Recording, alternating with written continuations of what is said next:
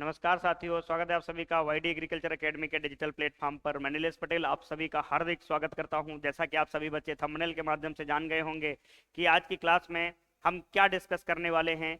आज की क्लास बच्चा आप लोगों के लिए animal husbandry and dairy department की हम आपको नस्लें पढ़ाएंगे और नस्लों के बारे में क्या बात करेंगे कि कौन से पशु की कितनी नस्लें रजिस्टर्ड हैं, इन सब के बारे में बात करेंगे। उससे पहले कि आपको एक बार बेहतरीन तरीके से सेशन को ज्यादा से ज्यादा मात्रा में शेयर करेंगे ताकि हर एक बच्चा हमारी क्लास से जुड़े और अपनी तैयारी को बेहतर कर सके, अपनी तैयारी को और अच्छा कर सके। क्योंकि आज के समय में एजीटीए वाले बच्चों के मन में जो डर बसा हुआ है एग्जाम को लेकर, एग्जाम डेट को लेकर कि कैसे हम अपने इतने कम समय में या कब होगा एग्जाम, हम कैसे तैयारी करें, किस बेस पर तैयारी करें। जो बच्चा 1 साल से पुराना पढ़ रहा है वो इस समय पूरी तरीके से एकदम टूटा हुआ लग रहा है। जिससे जिससे भी मिलो वो बच्चा यही कह रहा है कि क्या बताएं, तैयारी कैसी चल रही है, एग्जाम तो हो नहीं रहा है, ये नहीं हो रहा है, वो नहीं हो रहा। हम ढंग से पढ़े हैं, एक बार कितनी बार पढ़े हैं, वही चीजें बार बार रिवाइज हो रही हैं। तो प्लीज आप लोग कितनी भी बार पढ़े हो, जब तक एग्जाम ना हो जाए आप अपनी पढ़ाई को डिसकंटिन्यू नहीं करना। आप उसको सुचारू रूप से लगातार पढ़ते रहो, भले ही थोड़ा टाइम कम कर दो परंतु आप उसको निरंतर अभ्यास में लाते रहो। तो नस्लों की जब हम बात करते हैं, ब्रीड्स की बात करते हैं, तो नस्लें जो होती हैं वो पंजीकृत नस्लें होती हैं जो हम पढ़ते हैं अपने कोर्स में कि किस पशु की कितनी पंजीकृत नस्लें हैं। तो पंजीकृत नस्लें कौन बनाता है, कौन करता है नस्लों को पंजीकरण नस्लों का? तो एनबीएजीआर एक संस्थान है, national bureau of animal genetic resources. ये जो एनबीएजीआर है ये आईसीआर के द्वारा चलाया जा रहा है। यही नहीं, 6 नेशनल ब्यूरो आईसीआर के द्वारा चलाए जा रहे हैं, जिनमें से 2 उत्तर प्रदेश में है हमारे। ठीक है, 2 उत्तर प्रदेश में है, एक लखनऊ में है, एक मऊ में है। यहाँ पर एनबीएजीआर है जो करनाल हरियाणा में पड़ता है, जो एनिमल के आनुवंशिक शोध पर काम करता है, पशुओं के आनुवंशिक शोध पर काम करता है।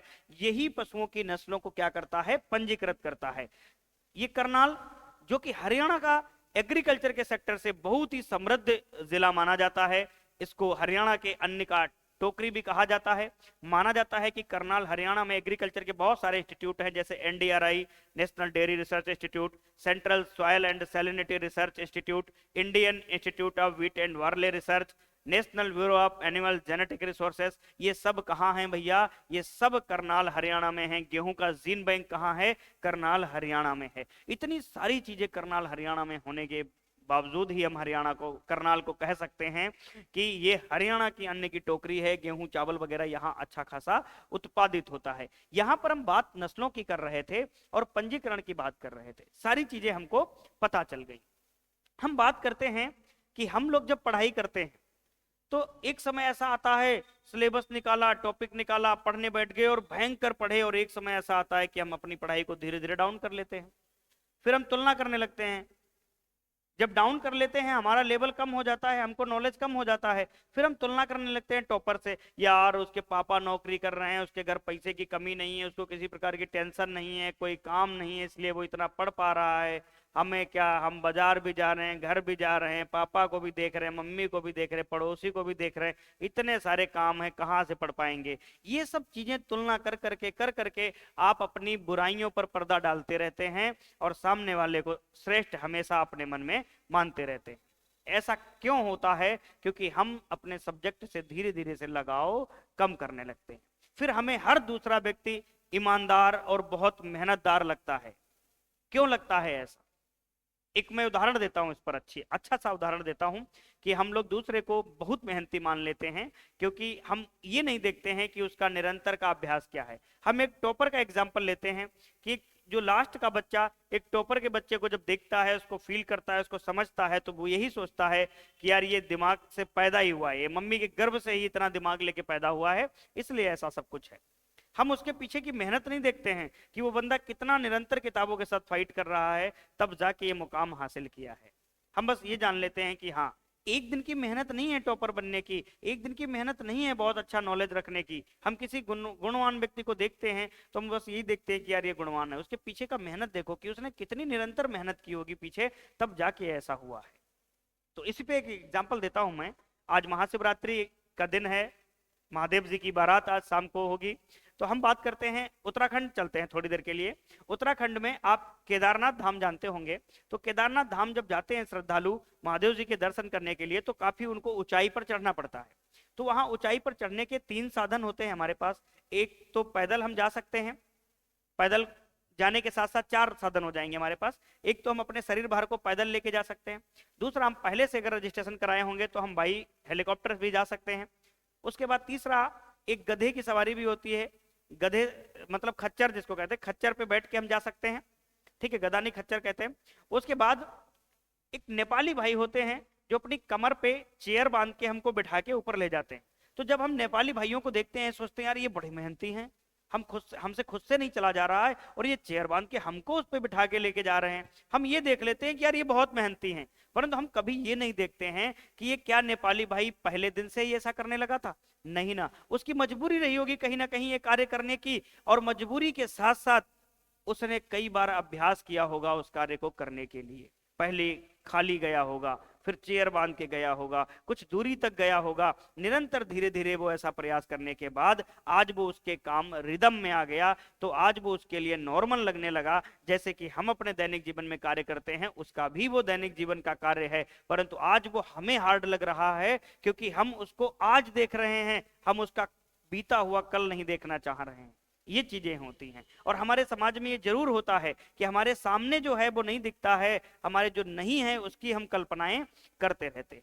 जैसे एक बॉलीवुड का एक्टर उठा लो और वो आ जाए मेरे पास और बोलेगा यार तुम 6 घंटे पढ़ा लेते हो, कैसे कर पाते हो इतनी मेहनत, आप निरंतर पढ़ाते रहते हो 6 घंटे तक, मुझसे नहीं होगा।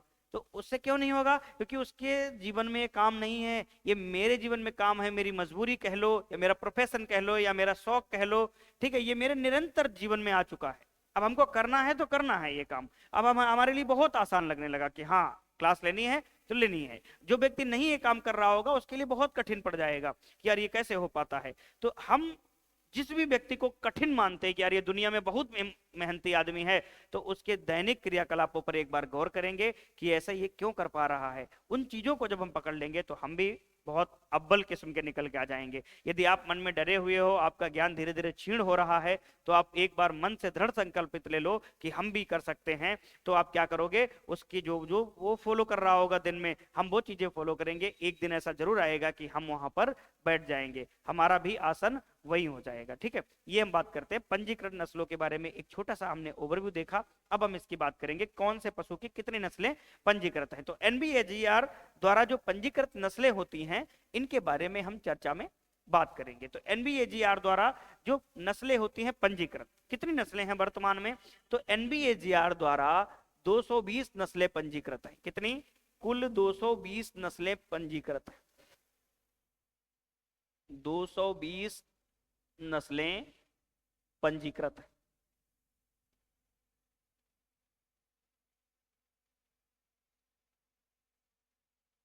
कितनी नस्लें पंजीकृत हैं?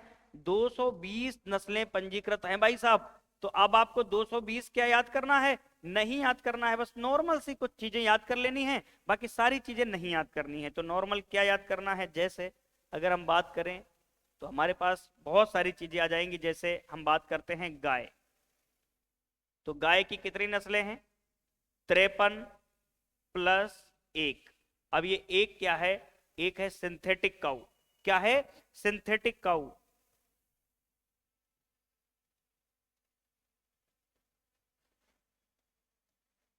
सिंथेटिक काऊ है। कौन सी सिंथेटिक काऊ है भाई साहब?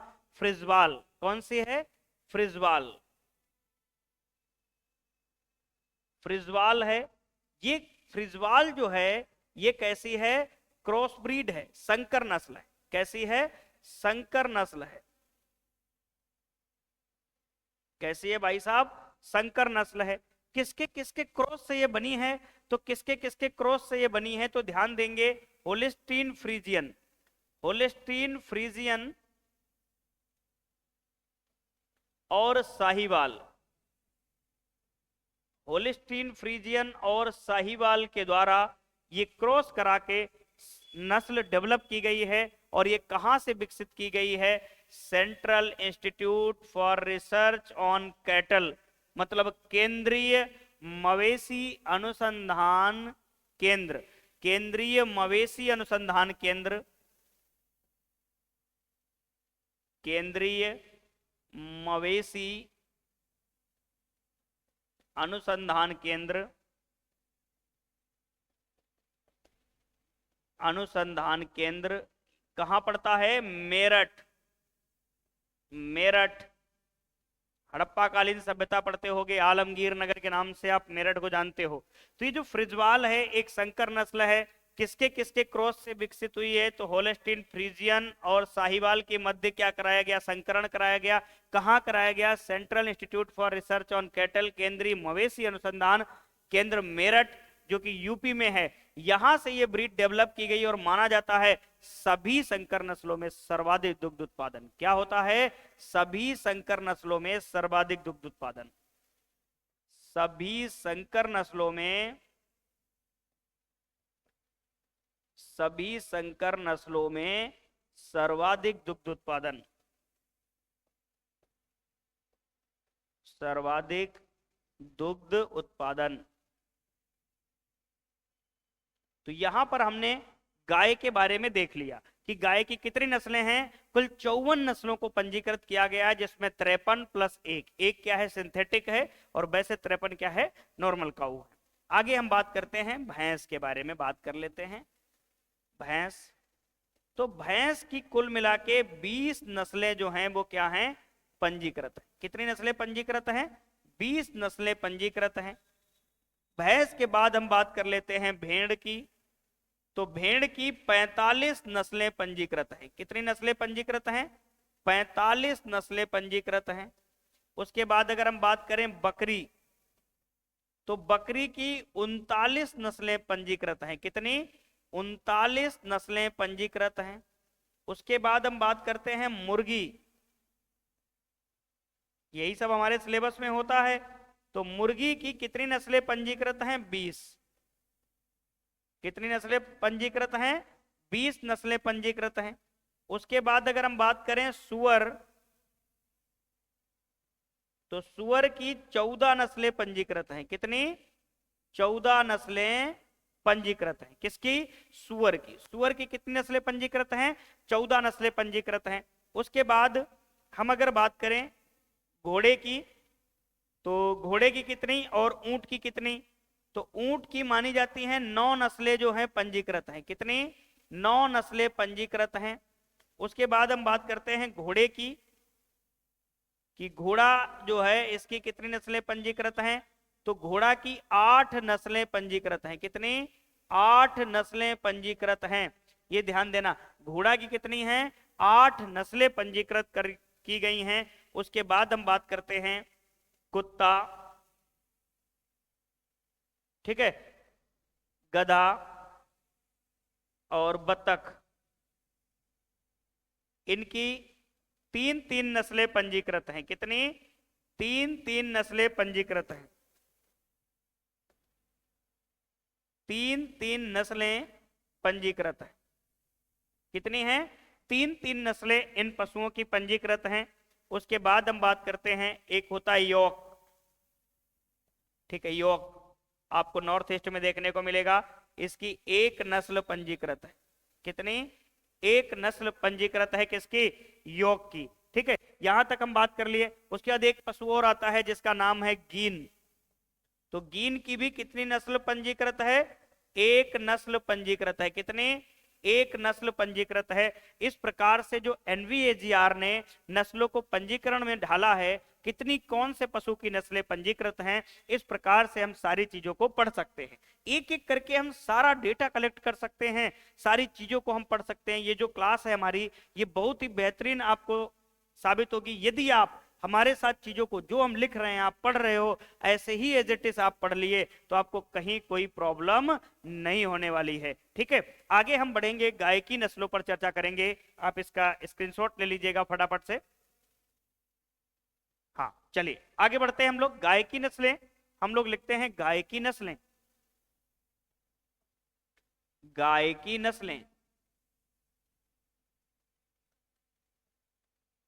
यहां पर सिर्फ हम ब्रीड्स ऑफ काऊ, यहां पर सिर्फ हम नस्लों के बारे में बात करेंगे। कि हाँ कौन कौन सी नस्लें हमको पढ़नी है। बाकी डिटेल से हम चर्चा आपकी अगली क्लास में करेंगे कि हाँ हमें दुधारू में कौन कौन सी नस्लें पढ़नी है, उसके बारे में डिटेल से हमको चर्चा करनी है। तो गाय की नस्लों में सबसे पहला जो डायमेंशन आता है हमारे पास, दुधारू नस्लें। दुधारू नस्लें, उससे पहले हम बात करेंगे भारतीय नस्लें। भारतीय नस्लें या देसी, भारतीय या देसी नस्लें। भारतीय या देसी नस्लों के जब बारे में बात करेंगे नंबर 1 पे, तो अब भारतीय या देसी नस्लों में ही हमारे पास सामने निकल कर आ जाएगा नंबर 1 दुधारू नस्लें। अब यहां से सोचना कि दुधारू नस्लों में हमको क्या पढ़ना है। दुधारू नस्लें, मिल्च ब्रीड, ऐसे पशु जो जिनकी मादा जो हैं वो दूध देती हों और जो नर होते हैं वो ज्यादातर प्रजनन के रूप में प्रयोग किए जाते हैं। प्रजनन कार्यों में, कृषि कार्य करने के लिए ये सक्षम नहीं होते हैं। ये कृषि कार्य या बोझा ढोने के लिए अक्षम माने जाते हैं, सक्षम नहीं माने जाते। इनके अंदर एबिलिटी नहीं होती है कि ऐसा काम कर लें। तो इनकी मादा उच्च दुग्ध उत्पादन के लिए जानी जाती हैं और इनके नर जो होते हैं वो प्रजनन कार्यों में, नस्ल सुधार में हम इनके नर का प्रयोग कर लेते हैं। तो ऐसे पशु जो सिर्फ दूध के पर्पज से पाले जाते हों उनको हम दुधारू नस्ल कहते हैं। कौन कौन सी नस्लें जो हैं वो दुधारू में आती हैं, तो ध्यान देना इस बात पे।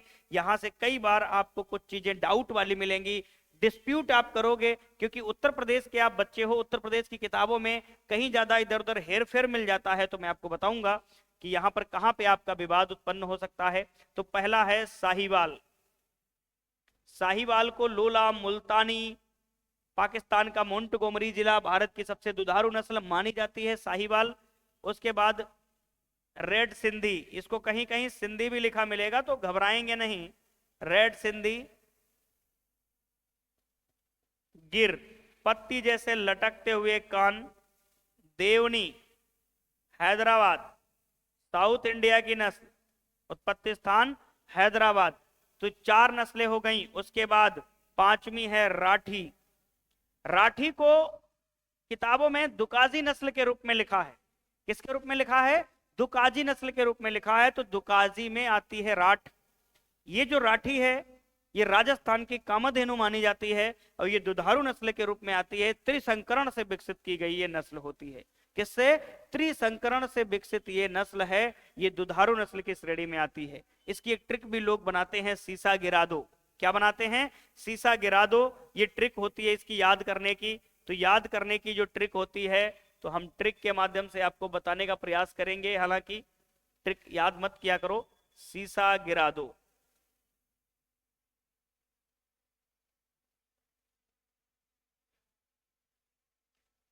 ये इसकी ट्रिक है कि सीसा गिरा दो। तो सीसा को गिराएंगे क्या? कैसे गिराएंगे? सीसा को हाथ से गिरा देंगे। मतलब यहां पर क्या हो जाएगा? सिंधी,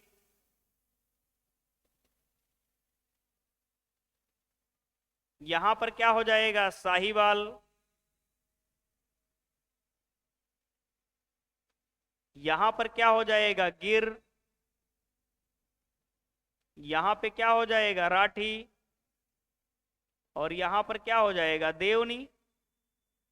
तो ये जो गाय की हमने दुधारू नस्लों के बारे में चर्चा कर लिया कि मिल्च ब्रीड कितनी है, 5 मिल्च ब्रीड हैं, आप ये देख सकते हो। तो गाय की दुधारू नस्लों के ऊपर जब चर्चा की जाएगी तो ये इस प्रकार से की जाएगी। ध्यान देना, बहुत से बच्चे यहां पर गलती करके आते हैं। ये ध्यान देना, राठी कैसी है? दुधारू नस्ल है। ठीक है, आप यहां तक नोट कर लिए। आगे हम बढ़ेंगे, गाय की दुकाजी नस्लें, दुकाजी नस्लों के ऊपर चर्चा करेंगे। डबल पर्पज ब्रीड के ऊपर हम विस्तार पूर्वक चर्चा करने वाले हैं। तो दूसरी अपन हेडिंग क्या बनाएंगे? दुधारू लिखने के बाद दुकाजी नस्लें। क्या होगी हमारी हेडिंग? दुकाजी नस्लें। अब ये दुकाजी क्या होता है भाई साहब? दुकाजी के बारे में जान लें कि 2 काज वाली, मतलब डबल पर्पज ब्रीड। इनको हम क्या बोलते हैं? Double purpose breed. अंग्रेजी जरूर लिखते रहना, डबल पर्पज ब्रीड बोलते हैं इसको। ठीक है, तो डबल पर्पज ब्रीड के बारे में अगर हम बात करते हैं, दुकाजी नस्लों के बारे में बात करते हैं, तो ये क्या होता है अभी हम जानते हैं। इन पशुओं की जो मादाएं होती हैं, मादा होती हैं, वो दूध देने के लिए ज्यादा अच्छी मानी जाती हैं, और जो नर होते हैं वो कृषि कार्य करने के लिए अक्षय माने जाते हैं। इस कारण इनको दुकाजी कहते हैं, क्योंकि दूध में भी अव्वल और इनका नर जो होता है कृषि कार्य में भी अव्वल होता है। तो इसलिए दुकाजी नस्लों को हम ऐसे देखते हैं, इनकी मादा दूध देने के लिए ज्यादा अच्छी मानी जाती है और नर कृषि कार्य में बहुत अच्छे माने जाते हैं। तो इसलिए दुकाजी नस्लों की श्रेणी में ये आते हैं। यदि आपको क्लास बेहतरीन लग रही हो, अच्छी लग रही हो, तो आप इसको ज्यादा से ज्यादा शेयर करेंगे, जितना हो सके उतना शेयर कर दीजिएगा। और लेके आज महादेव का नाम, क्योंकि शिवरात्रि का दिन है, आज रात पूरी महादेव जी बारात में अपने जागेंगे, तो बहुत सारे श्रद्धालु भी उनकी बारात में जाग कर देखेंगे कि महादेव जी की कैसी बारात होती है। ठीक है, तो यहाँ पर हम देखते हैं डबल पर्पज ब्रीड के बारे में। तो कौन कौन सी ब्रीड आती है सबसे अच्छी? इंडिया की सबसे अच्छी डबल पर्पज ब्रीड कौन सी है? थार पारकर। ये बेचारी बहुत डिजीज रेसिस्टेंट ब्रीड मानी जाती है। मतलब इसके अंदर रोग वोग लगने की क्षमता, रोग से लड़ने की क्षमता बहुत होती है, इसमें रोग ना के बराबर लगते हैं। थार को पार करके भारत आती है। ठीक है, थार पारकर हो गई, हरियाणवी हो गई। Second important double purpose breed Haryanvi हो गई, कॉकरेज हो गई, कॉकरेज हो गई, डांगी हो गई जिसका चमड़ा तैलिप होता है, निमाड़ी हो गई, एमपी में ये नस्ल पाई जाती है, कृष्णा वैली हो गई,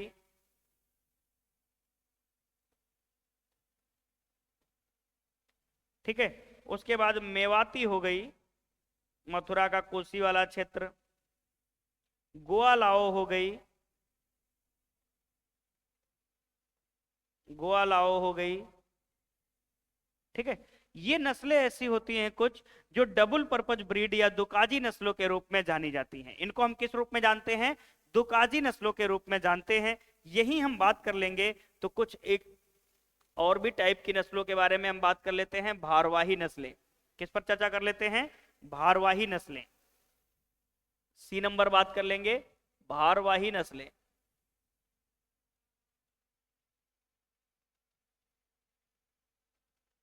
जिनको हम बोलते हैं ड्रॉट ब्रीड। अब भारवाही कहने का मतलब इनकी मादा दूध देने में बहुत ही कमजोर होती हैं, परंतु कृषि कार्य करने में इनके नर और मादा दोनों सक्षम माने जाते हैं, बहुत अच्छे माने जाते हैं। तो इनको हम बोलते हैं ड्रॉट ब्रीड।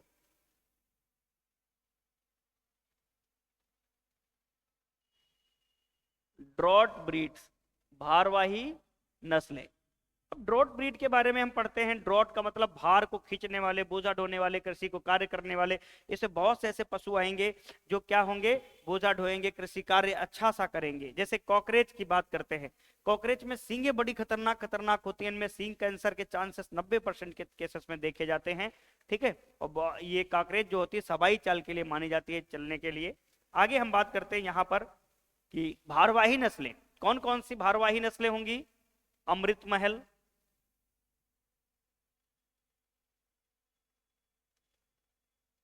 हेल्लीकर,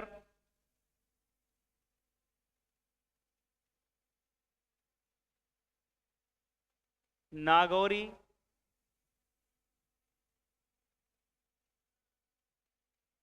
मालवी, खेरीगढ़। लखीमपुर खीरी की नस्ल है ये, खेरीगढ़ या खेरीगढ़ी बोलते हैं इसको। पनवार पीलीभीत की नस्ल मानी जाती है, इसको पवार भी कहीं कहीं बोलते हैं, पनवार या कहीं कहीं पवार भी बोलते हैं। और कैन कथा जो बांदा वाले एरिया की नस्ल है, कैन कथा जो बांदा वाले क्षेत्र में नस्ल मानी जाती है। खिल्लारी,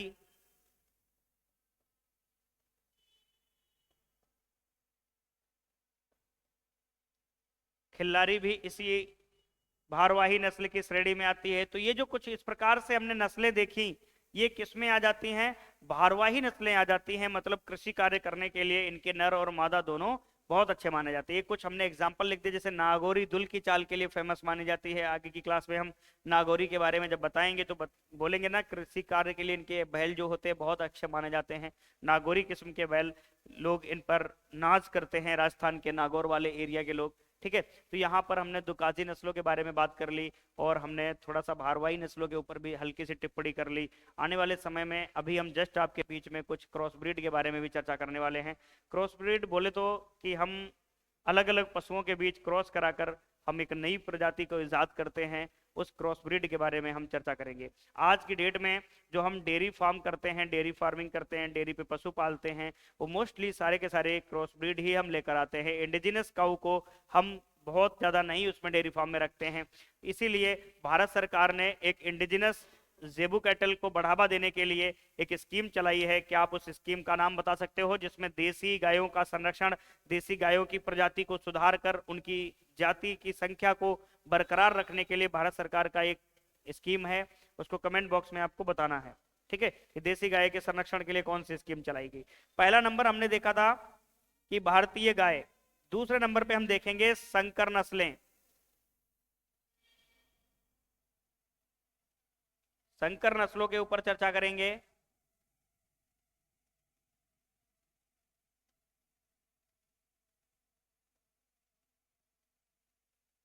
संकर नस्लें, अब संकर नस्लें मतलब क्रॉस ब्रीड नस्लों के ऊपर चर्चा करेंगे।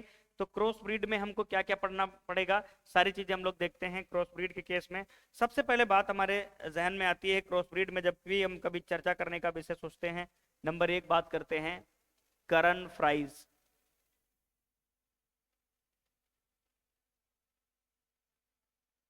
करन फ्राइज ये हमारे सामने एक क्रॉस ब्रीड नस्ल है।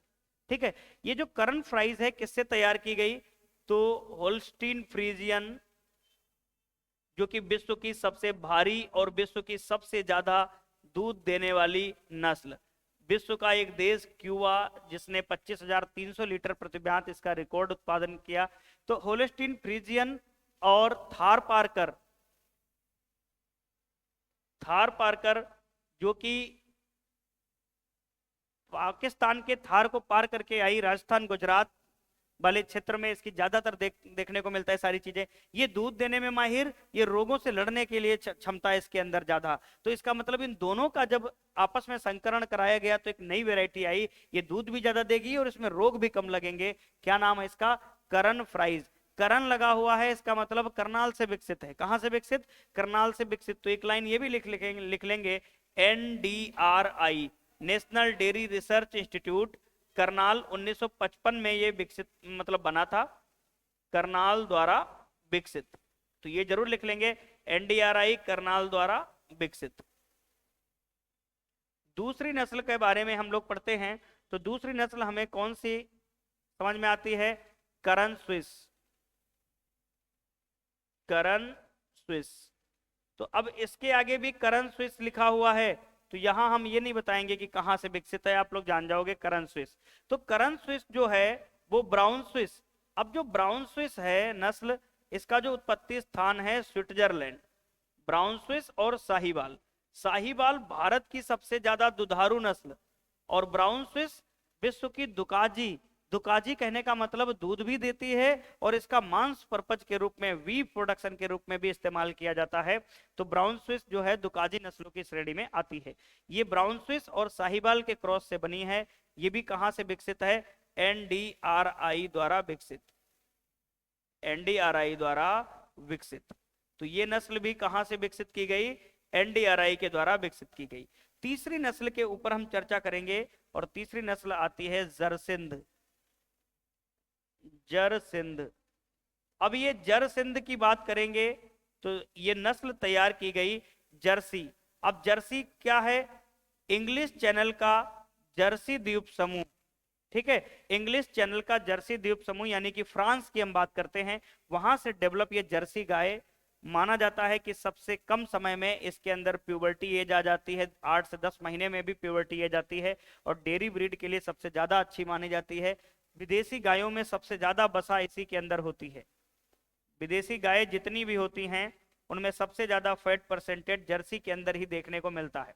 तो जर्सी और रेड सिंधी के क्रॉस से कौन सी वैरायटी बनी, जरसिंध बनी। ये कहां से बनाई गई, तो Allahabad agriculture institute, Allahabad agriculture institute Naini द्वारा विकसित। नैनी द्वारा विकसित।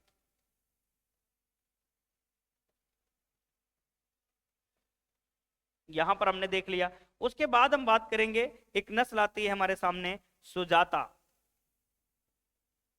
सुजाता एक अफीम की भी वैरायटी है, सुजाता गेहूं की भी वैरायटी है, सुजाता कपास की भी वैरायटी है, और गाय की संकर नस्ल भी है। तो सुजाता के बारे में हम बात करते हैं, सुजाता किसके किसके क्रॉस से विकसित की गई। तो सुजाता जो है जर्सी और साहिवाल, जर्सी और साहिवाल के क्रॉस से ये नस्ल तैयार की गई। और ये नस्ल कहाँ से तैयार की गई, तो उत्तर प्रदेश का top agriculture university, Chandrashekhar Azad agriculture university, Chandrashekhar Azad university of agriculture and technology Kanpur, जिसको हम सीएसए या पत्थर कॉलेज बोलते हैं, यहां से ये नस्ल डेवलप की गई। ठीक है, यहाँ से नस्ल विकसित की गई, ये हमारा यूनिवर्सिटी है, यहाँ से हमने भी पढ़ाई की ग्रेजुएशन की। तो ये जो सुजाता की अगर हम बात करते हैं, तो जर्सी और साहिवाल से विकसित की गई नस्ल, ये नैनी जिसको सियोट्स बोलते हो आज कल आप लोग, ये एनडीआरआई से दोनों विकसित की गई। यहाँ पर हमने 4 नस्लों के बारे में बात की। चारों नस्लें जो क्रॉस ब्रीड की हैं अपने आप में इंपॉर्टेंट है। इनसे या तो ये पूछ लिया जाता है, अच्छा हमने जो यहाँ पर लिखा है ये सारी चीजें, यहाँ पर हमने फीमेल को फर्स्ट नहीं माना है, मेल को फर्स्ट मान लिया। ये मेल हैं, इधर जो भी विदेशी हैं ये नर इधर हैं और इधर मादा हैं। तो इस वाले को हम, इस वाले पोर्शन को यहाँ पर हम अगर बात करें तो इसको नर मान लेते हैं और इसको मादा मान लेते हैं। ठीक है, ये दोनों ऊपर से नीचे तक सारी चलते रहेंगे प्रोसेस। आगे बढ़ेंगे हम लोग, कुछ और भी जैसे एक आध क्रॉस है हम बात कर लेते हैं, फ्रिज बॉल। ठीक है, तो फ्रिज बॉल के ऊपर हम बात करेंगे। अभी हमने हालांकि फ्रिजवाल के ऊपर लिखा दिया आपको, फ्रिजवाल से संबंधित सारी चीजें, तो हम फ्रिजवाल का बस क्रॉस लिखेंगे और इस कहां से विकसित की गई ये बात कर लेंगे। तो फ्रिजवाल जो विकसित की गई वो होलेस्टीन फ्रीजियन, होलेस्टीन फ्रीजियन और आपका साहिवाल, इन दोनों के क्रॉस से ये नस्ल विकसित की गई। जितनी भी क्रॉस ब्रीड नस्लें हैं उनमें सर्वाधिक दूध देने की क्षमता इसी के अंदर होती है, हमने आपको बता दिया अभी। तो ये विकसित कहां से की गई, CIRC, central institute for research on cattle, कहां है, मेरठ में है, केंद्रीय मवेशी अनुसंधान केंद्र, ये मेरठ में है, हमने इसके बारे में आपको बताया। तो फ्रिजवाल कहां से विकसित की गई, मेरठ से विकसित की गई। ठीक है, आगे हम बात करते हैं फ्रिजवाल के बाद दूसरी नस्ल के बारे में, जैसे जरथार। तो जरथार जो नस्ल है ये किसके किसके क्रॉस से डेवलप की गई, तो जर्सी और थार पारकर, जो जर्सी नस्ल है और थार पारकर जो नस्ल है, इनके दोनों के क्रॉस से ये नस्ल बनाई गई है, जर्सी और थार पारकर के क्रॉस से। उसके बाद हम लोग बात करते हैं, एक है होल्डियो, होल्डियो, जो ये होल्डियो नस्ल है ये क्रॉस हुआ है होलेस्टीन फ्रीजियन, होलेस्टीन फ्रीजियन, और आपका दूसरा जो नस्ल है वो है देवनी, देवनी जो कि हैदराबाद इसका उत्पत्ति स्थान है। ये भी एक मिल्च ब्रीड है, एक दुधारू नस्ल है। तो यहां तक हमने बात कर लिया कि ये क्रॉस ब्रीड नस्लों के बारे में हमने 7 नस्लें ऐसी आपको बताई कि क्रॉस ब्रीड के बारे में बताया। अब आपको हम एक होमवर्क दे रहे हैं, आप इसको आंसर बताना हमें, सुनंदिनी, सुनंदिनी, आपको इसमें बताना क्या है, इसका संकरण बताना है, इसका संकरण बताना है, और ये किस प्रोजेक्ट के तहत इसको डेवलप किया गया, तो प्रोजेक्ट का नाम बताना है। जिस भी प्रोजेक्ट के तहत इसको डेवलप किया गया, प्रोजेक्ट का नाम बताना है आपको कमेंट बॉक्स में। देखते हैं कितने लोग प्रेजेंट टाइम में जुड़ के तैयारी कर रहे हो। तो सुनंदिनी ये भी एक गाय की क्रॉस ब्रीड है, इसका संकरण आपको बताना है कि किसके किसके संकरण से डेवलप हुई है, और जिस प्रोजेक्ट, जैसे मान लो इंडो पाक project, Indo American project, Indo Dutch project, Indo Spanish project, इस प्रकार से एक प्रोजेक्ट का नाम है, उसका नाम आपको बताना है।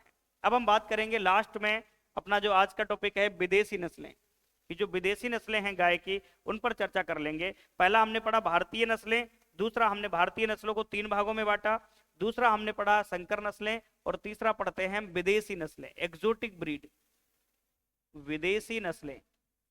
विदेशी बोले तो इंडिया से बाहर की जो नस्लें वो विदेशी नस्लें, एक्सोटिक ब्रीड।